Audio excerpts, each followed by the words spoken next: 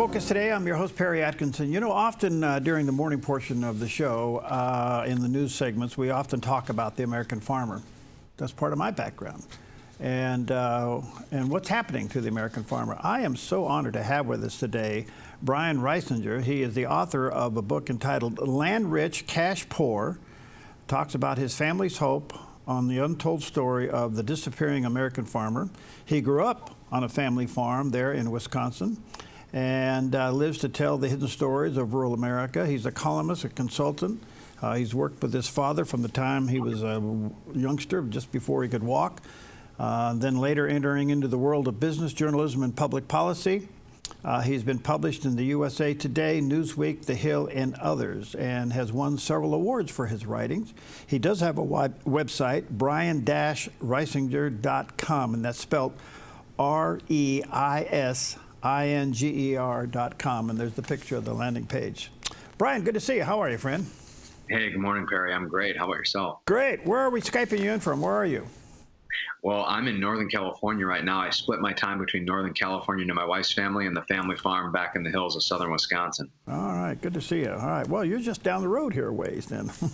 Yeah, not too far. Okay. Well, good to see you. I am fascinated by this. In fact, if you know anything about California down there in the rice area, we have family down there in the rice business and pretty familiar with all of that. We've lived up and gone through much of what you talk about. Let me ask you this, Brian. How threatened is the American farmer today? Well, it's a much more serious threat than we realize. I think a lot of people know that farmers work hard and live a sometimes hard as well as beautiful life, but people don't realize the crisis going on beneath the surface. We've actually lost 45,000 farms per year on average for the past century, and it has wiped out 70% of our farms. And if we don't do something about it, in the next generation, we'll lose the majority of the rest of our family farms in this country. What's the driving cause? It has been decade after decade of three major drivers. One is our country not understanding the way that economic crises hit farms, whether it's the Depression or the farm crisis or the more recent recessions. How those things affect farms on the ground is not something that we've had a great conversation about in this country. The second is government policy, which I don't think surprises a lot of your listeners, mistakes that our government has made. Third is technology, which has advanced farming in big ways, but has also left many family farms behind needlessly. It's been a bit of a double-edged sword. So those technological, political, and economic issues have piled up decade after decade to really create a compounding problem. How about the issue of water? Water is a serious one, as you know, especially in California. You know, they say that water's for fighting over and whiskey's for drinking, I guess is the old saying. Mm-hmm. And the reality is it's a very serious issue, especially here. And, you know, the way that I look at it is I think that people who care about our environment and people who farm ought to be able to agree on things like finding abundant supplies of water, ought to be able to agree on things like soil health. And instead, so many of these things end up dividing our country into debates that keep us from solving problems like what's needed in California, which is to have enough water for the farms that grow a lot of the food in this country. I think a lot of people, quite frankly, Brian, don't realize. They think a tomato comes from Safeway, you know. Okay, so a couple other questions to lay a foundation down here. How much of a threat is foreign ownership? Well, it's one of the biggest threats, and it's something that I think sneaks up on us in the sense that we've lost so many farms. We've gone from this tradition of individual small land ownership to having a lot more of our farmland owned by large entities, oftentimes corporate entities. And so although we have a lot of family farms left and there's something we can do about it, the reality is that our family farms slipping away make it easier for foreign adversaries like China, Iran, North Korea to come in and buy up swaths of farmland. China right now owns more than 300,000 acres of farmland. The amount of farmland owned by foreign entities in general has gone up 15% in just 2 years. So it's really a problem that is moving at an exponential pace. And one of the big drivers is it's easier to buy up that land as our family farms disappear, and you can come in and make one deal with one company and buy up a big slice if you're the Chinese Communist Party. Okay, I kind of want to drill down on this a little bit. Is it possible to outlaw foreign ownership of our farmland? It is possible, and it won't surprise you to know that in many other countries you can't come in and buy farmland like that. Now, the way to go about it is a little bit more complicated. There are some farm industries that will tell you that friendly investment from friendly countries can be a good thing for their industry. Other farmers would never dream of selling to any foreign interest.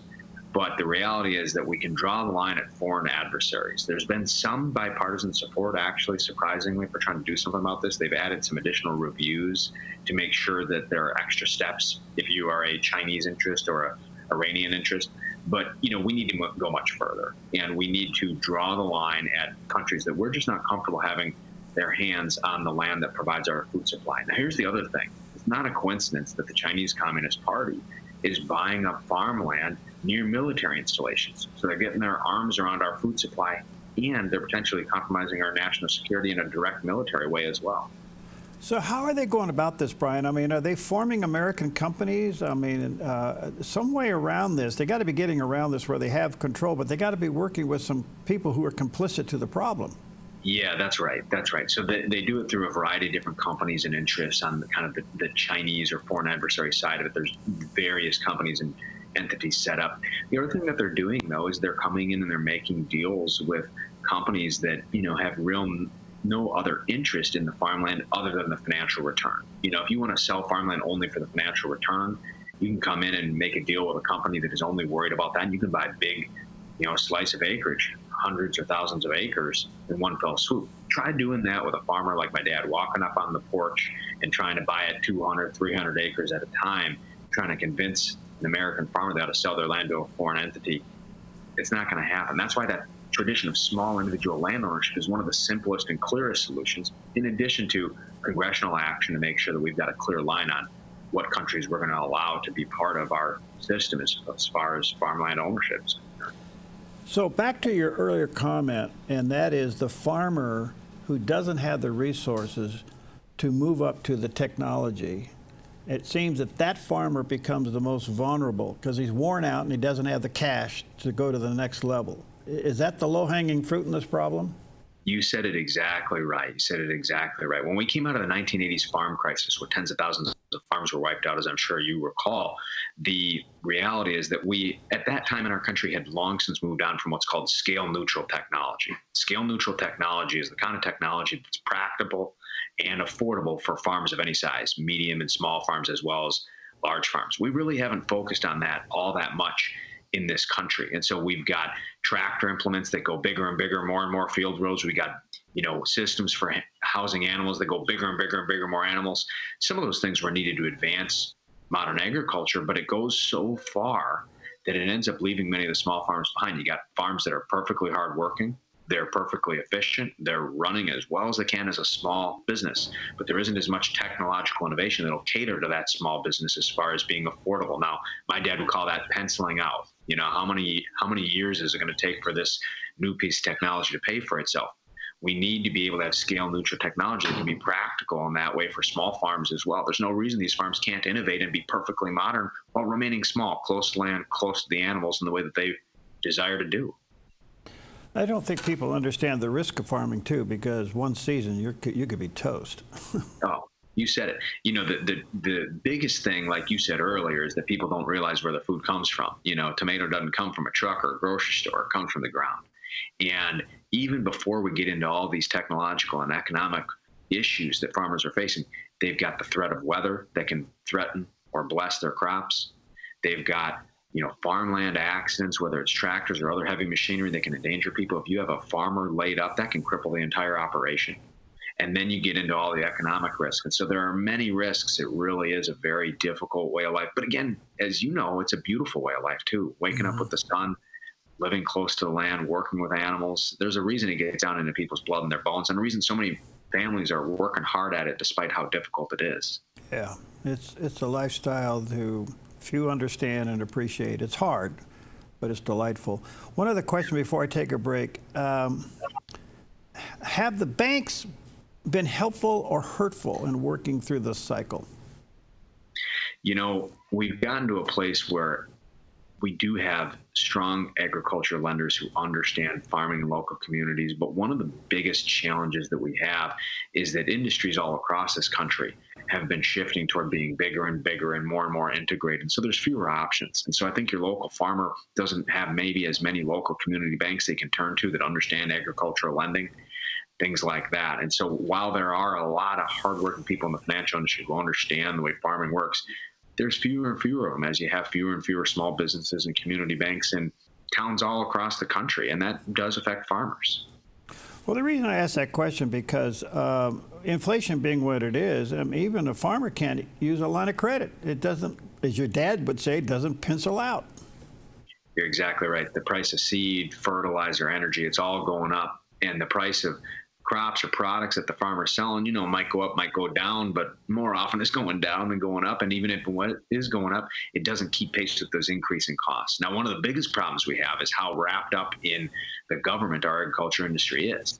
And more recently, with the federal government failing to pass a long-term farm bill, whether you like the farm bill or not, whether you like the programs in it or not, one of the things that is a reality is that agricultural lenders in the private sector, they need to know what's going on with that farm bill so they can kind of judge what's going on in the industry.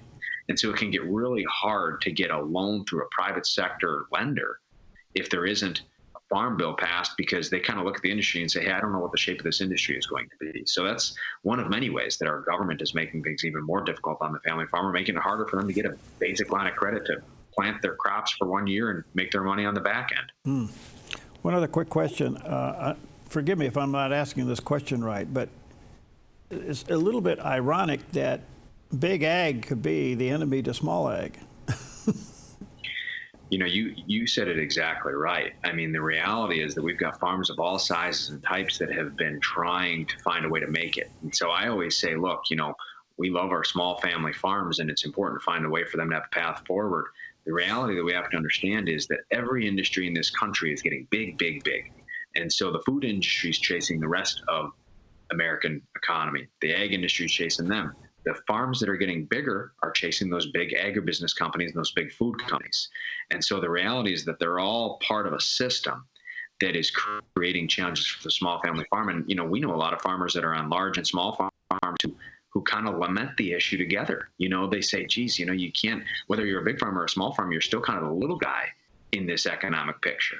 And, it's getting to the point with so many farms wiped out. I think farmers of all types and sizes are all, rooting for, any kind of farm to be able to continue to make it. But the reality is that it would be great if we could have more of our small family farms able to have a path forward as well. All right, let me take a quick break. Let me say to our viewers and listeners, check out Brian's book called Land Rich, Cash Poor. There's a picture of the cover of the book there by Brian Reisinger. That's Reisinger, and that's also his website.com. Check it out. We'll be right back.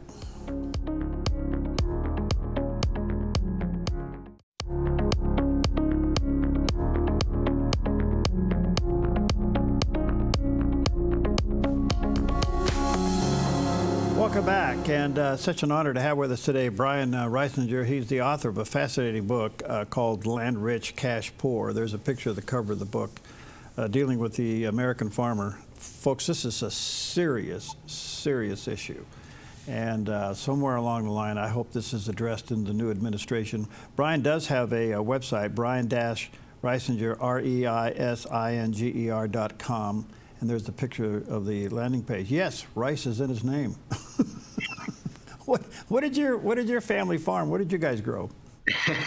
Well, I grew up on a farm that's a fourth generation dairy farm. And so for more than 100 years, my great grandparents on through current generation, we milked cows. And we also, raised crops, hay and corn and other things as part of that operation. Now, more recently, my dad, who's still farming as my sister works to take over the farm from him, my dad has sold the cows in spring of 2021 to diversify. And that was a tragic thing. Selling the cows is akin to a death in the family. But the reality is that we had to make a change. We're either going to have to get way bigger and have thousands of cows, or we had to make a change. So we decided to diversify. So now we're raising dairy cows for other herds. We're raising heifers that become dairy cows in other herds. We're raising beef for consumers, and we're also cash cropping. And we're finding that we're able to find a way forward making that change. But for any farm, ours or any other, you're trying year after year to figure out a way to make it, as it gets harder to grind out that living. Wow. All right.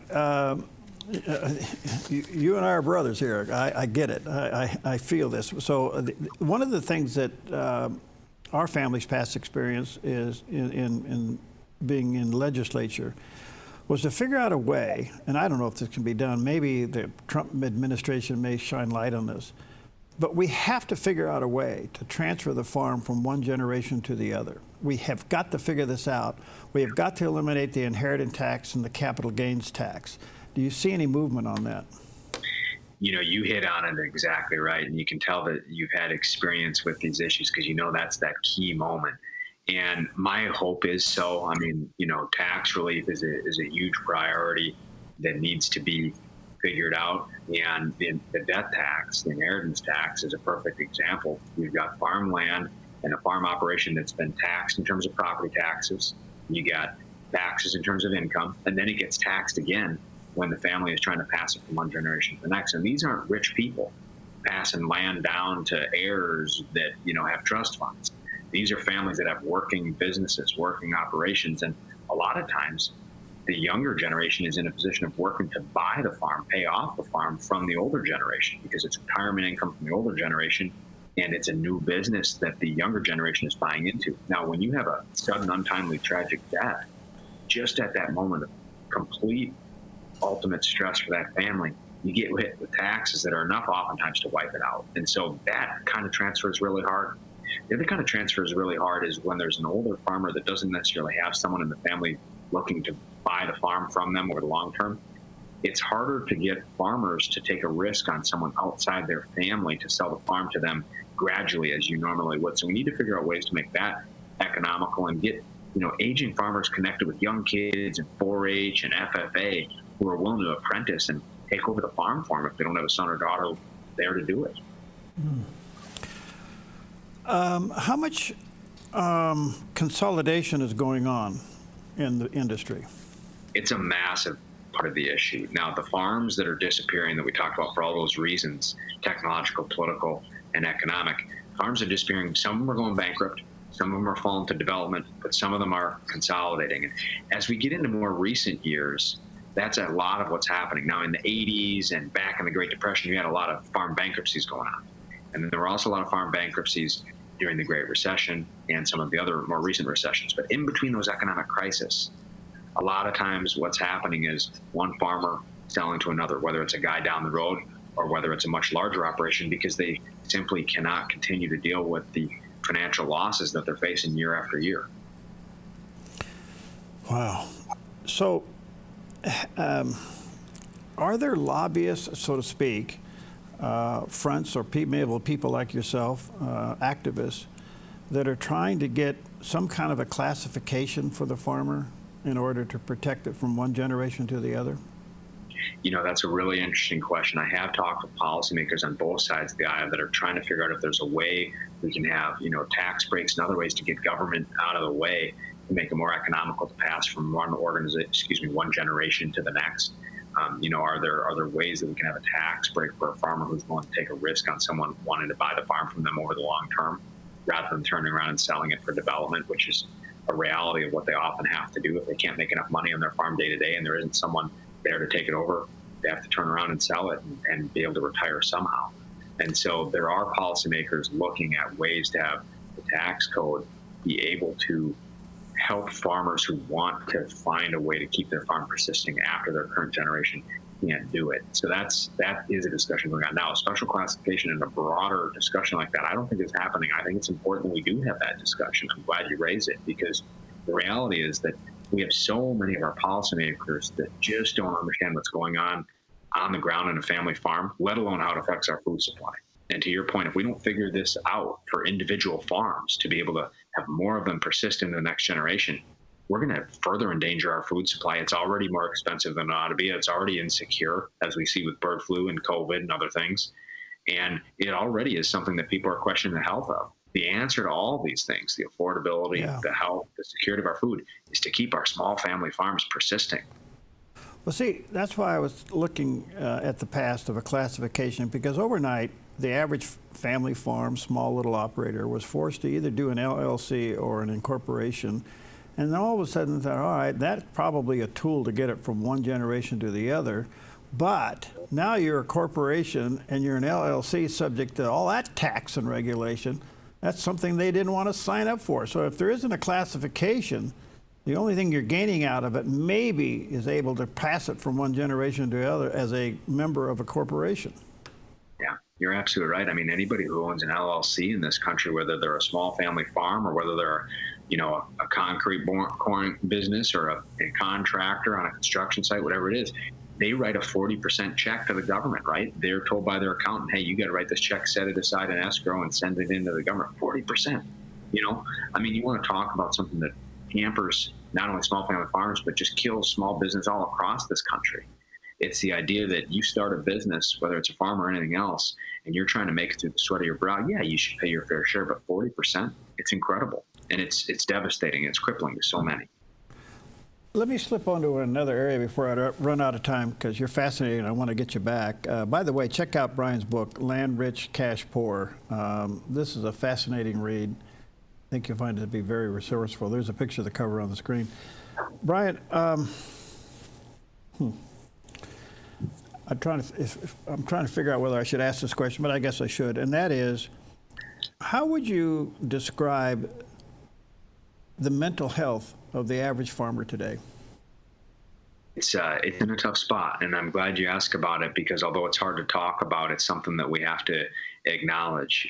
In the book, we talk about the hidden errors of history driving the disappearance of our farmers, and we weave that with my family story from the Depression today. And one of the stories that we start out in the opening pages on is talking about my own dad struggling with the mental health and the strain that farmers face. Farming is one of the top industries in the country as far as suicide rate.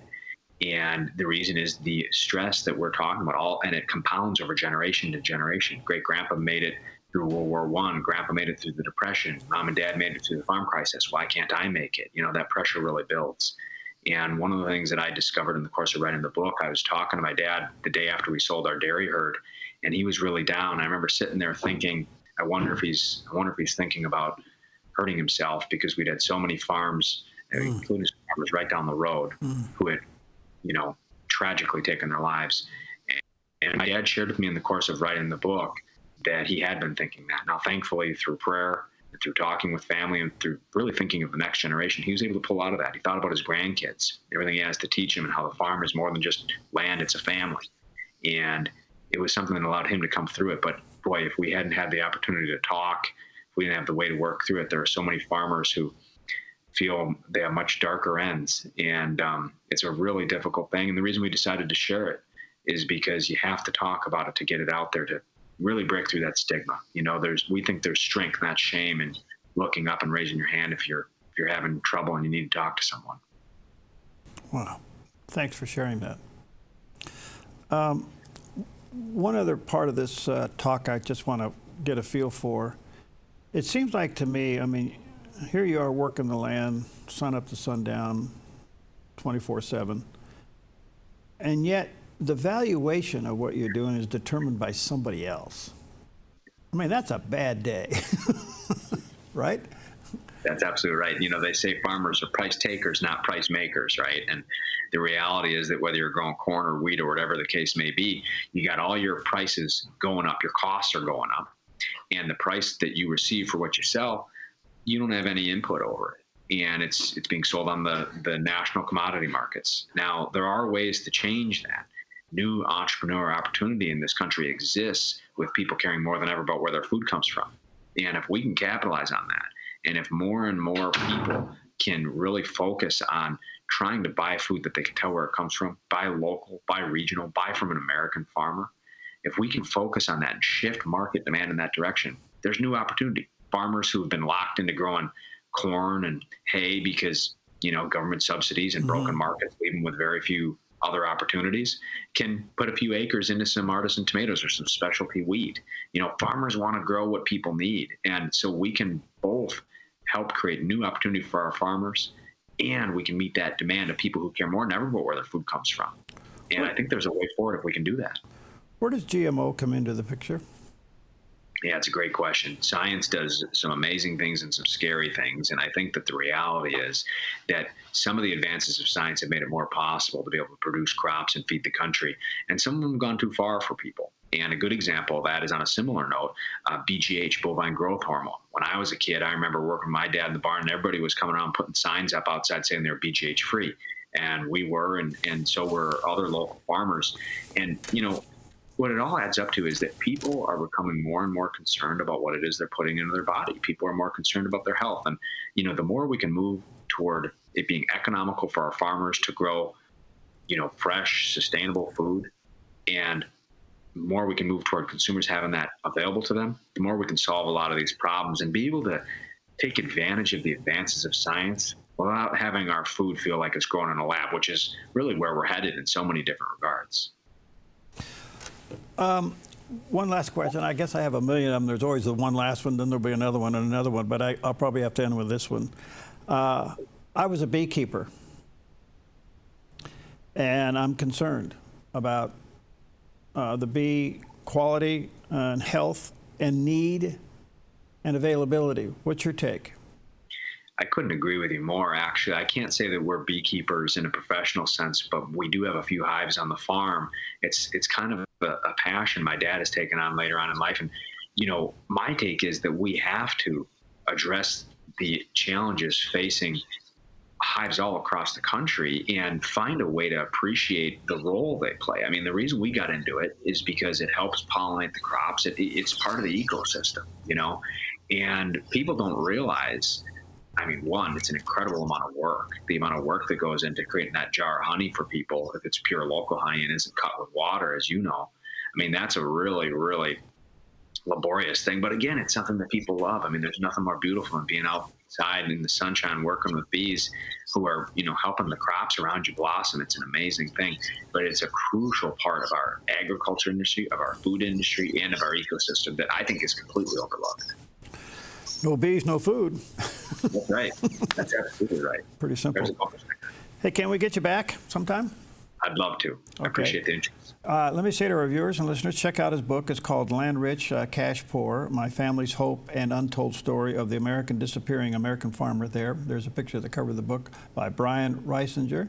And he does have a website, Brian-Reisinger, REISINGER.com. Check it out. Brian, thank you, friend. God bless you. Stay in the fight, buddy. Thank you so much. I appreciate it. Okay.